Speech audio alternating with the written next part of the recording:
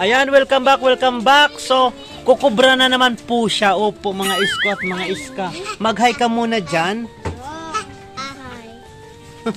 Mag-hi-hi-you, bibidyu.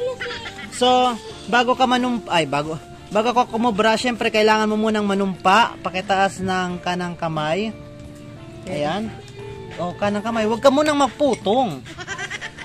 Kailangan ba talaga pag nagkukubra, mamumutong muna? O, taas muna ang kanang kamay. Ako si Iska. Sumusumpa ako na ang aking makukubra. Huwag mo nga bibibugbugin. Ate, tara, sabay tayo. Na ang aking makukubra. Uy, binubugbog mo yung kukubra. Ay gagamitin ko sa aming mga pangailangan.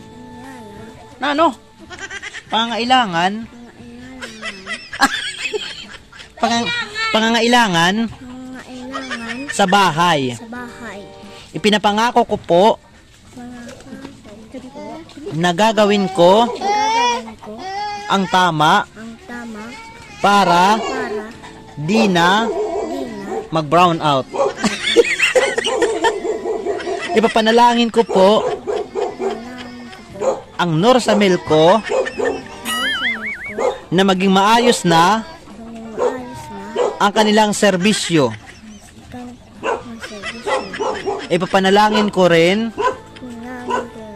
na magkaroon na ng tubig ang lawad.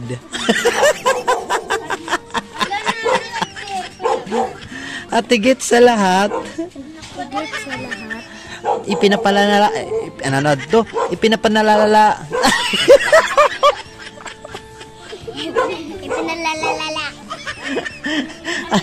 Okay, ipinapanalangin ko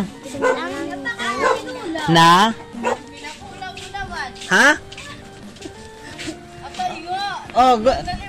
dali ka dito, halika. Oh, dito. Nga baligyaan mo sila. Oh.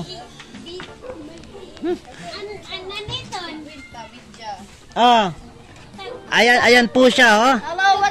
Yung magandang dalaga dito sa amin sa Barangay Magsaysay, nagbebenta po siya ng talong.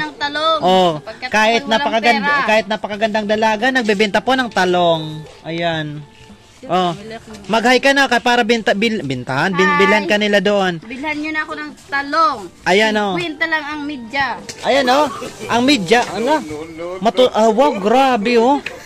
Laba, marasa na laba.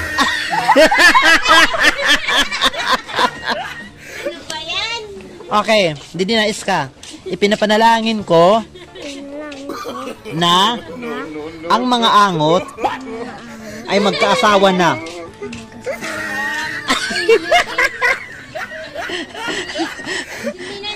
Amen. Ganito. Oh. Amen.